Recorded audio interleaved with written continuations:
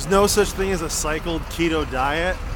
You're either adapted to ketosis, which takes a series of weeks where your blood glucose is dwindled down to nothing and the body refuses to run on it.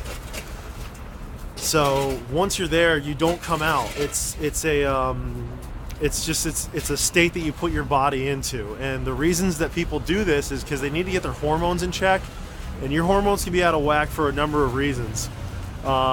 For me or other guys who used to have carb-based diets, and they go through a lot of yo-yo dieting, then your hormones get thrown out of whack.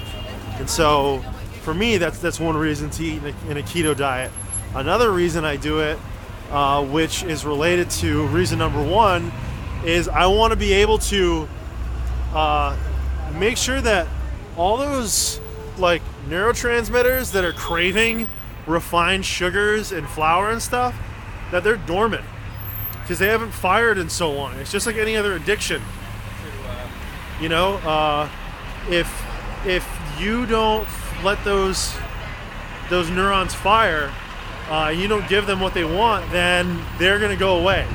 So that's where a high-fat, low-carb diet comes in. You're not eating inflammatory foods. Lots and lots of advantages to it.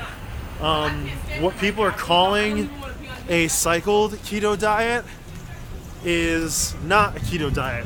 What they're doing is they're just eating low carb, high fat, and then they're jacking up their insulin, which when the insulin comes down, the body wants to dump a bunch of fat stores, and you're not going to give your body any more insulin. So once everything comes down, then you're back to tapping into stored fat, and your glucose stores are up, so it's able to fuel your workouts.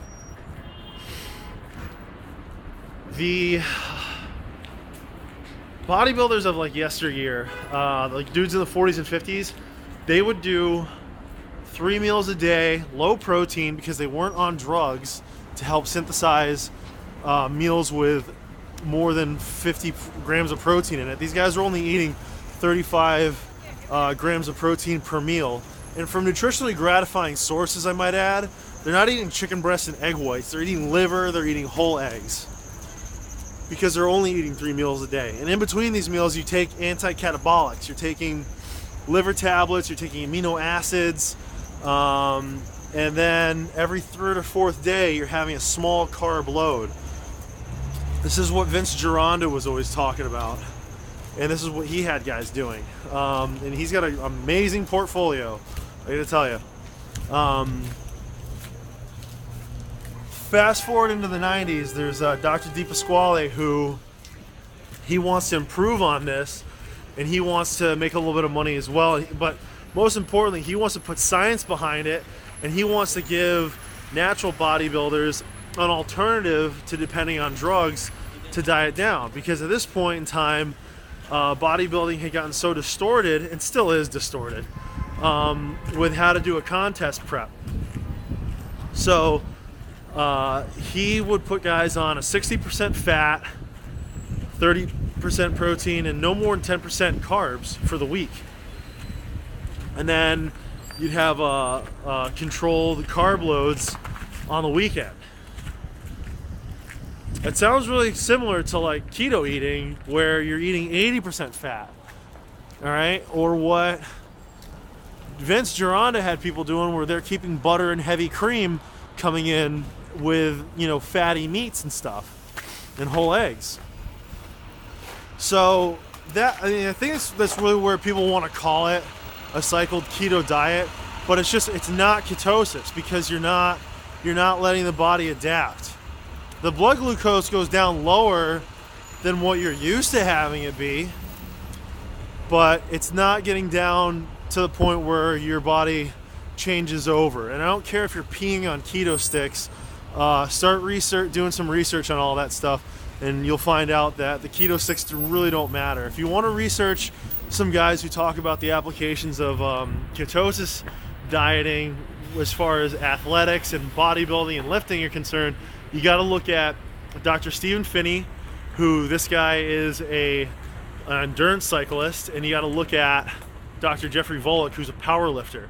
And these two guys are at the front of the research with nutritional ketosis. These guys go countless months without ingesting any carbs. The low carb, high fat eating is going to be a much more responsible way to get ready for a contest, because it doesn't require cardio, because you don't keep on giving your body this external fuel source, which would be like your oatmeal and rice or apples and all this stuff. And so that's not even a factor. You got to have a lot of muscle density on you even to be able to do the diet, because your resting metabolic rate has to be high, and your metabolism has to get peaked from hard, heavy workouts where you're demanding your body to recover. So it's all in lockstep with the same thing as what's going to help you keto adapt. But then, you know, you keep on doing these carb loads where, you know, it's really to kind of like jar the hormones that otherwise would be getting stressed out constantly. If you're somebody who has a lot of carbs in your diet and your insulin stays spiked, if you're one of these people who, you know, drinks a lot of soda, you're having pancakes in the morning, you're having mashed potatoes at night, and you're just doing nothing but jacking your insulin around, then you know, that's somebody who needs to be on a low carb, high fat diet to get their hormones in check and be able to actually burn stored body fat. Anyways, I don't want this video to get too long. Let me know if there's any questions, anything I didn't cover in it. Comment, like it. Talk to you. Bye.